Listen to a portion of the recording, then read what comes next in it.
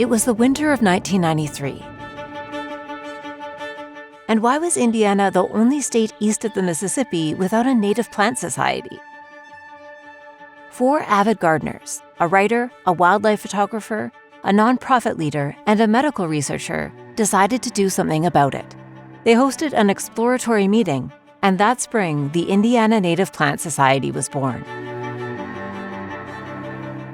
The idea of a native plant society drew in academic and field botanists, land conservationists, and plant ecologists, but also artists, horticulturalists, landscape architects, nature photographers, and people who simply loved gardens and nature. The year ended with 180 charter members and $2,648 in the bank. So what was the plan? A lot of ideas got kicked around. We could educate ourselves and others about native plants, help with plant identification, promote native plantings in public spaces, publish a newsletter, organize plant rescues, plan field trips, keep invasive plants from ruining natural areas, build enthusiasm for preserving and appreciating native plants, add native plants to our gardens. A tall order, but in the 30 years of the Indiana Native Plant Society, we've done it all. We've mounted annual conferences where experts educated us about native plants. We've planted demonstration gardens at public places and given grants to local efforts. 30 volumes of our newsletter, the INPS journal, reside in Harvard's Biodiversity Heritage Library. We've rescued countless natives from the bulldozer and sold them at plant sales. We've journeyed to see natives in natural areas and designed gardens.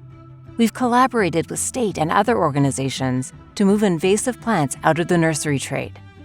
Our Facebook group, numbering over 50,000, is chock full of photos and guidance to help people identify and appreciate native plants. And we have provided home gardeners with solid information about native plants, how to use them, and where to buy them. From 4 gardeners around a kitchen table, the Indiana Native Plant Society has grown to more than 1,000 member households, with 7 regional chapters to engage members at the local level. And it's all thanks to volunteers from all walks of life who lend their time and passion to this great organization. As we've grown to understand nature's delicate interrelationships, the future points us to a broader focus than strictly native plants. A looming biodiversity crisis demands that we advocate for abundant ecosystems, that we recognize the lives of our fellow creatures are impacted by what we plant and don't plant in our backyards, and that we must light a spark in our younger generation so they grow to love native plants not just for their beauty, but for their foundational role in supporting our wildlife. Therefore, we are now focused on 3 main action themes: shaping champions for biodiversity, nourishing the web of life, and bringing youth to nature. Can our group of dedicated volunteers fulfill such aspirations? With 30 years of learning and doing, the Indiana Native Plant Society is up to the task.